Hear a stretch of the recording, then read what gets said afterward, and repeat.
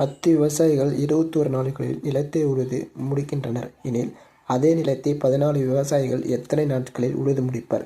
இப்போ 10 விவசாயிகள் 21 நாளில் நிலத்தை உழுது முடிக்கிறாங்கன்னா 14 விவசாயிகள் எத்தனை நாளில் நிலத்தை உழுவாங்க அப்படின்னு கேட்குறாங்க. இப்போ இது நேர்மாறலா எதிர்மாறலா பார்க்கணும். நேர்மாறல்னா 2 சைடுமே இன்க்ரீஸ் ஆகும் அல்லது 2 சைடுமே டிக்ரீஸ் ஆகும். எதிர்மாறல்னா ஒரு சைடு இன்க்ரீஸ் ஆகும், இன்னொரு சைடு டிக்ரீஸ் ஆகும்.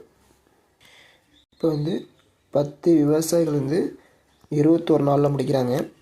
14 விவசாயிகள் எத்தனை நாளில் முடிப்பாங்க?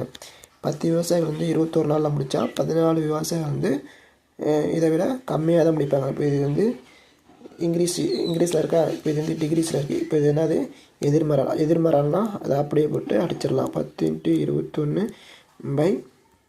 இது 2ஆல் அடிக்கலாமா? ஒரு 2 7 2 14. இங்கே அடித்தா 2 10. இந்த 7 அடித்தா 1 7 3 21. 5 × 3 15. ஆன்சர் என்ன? A 15.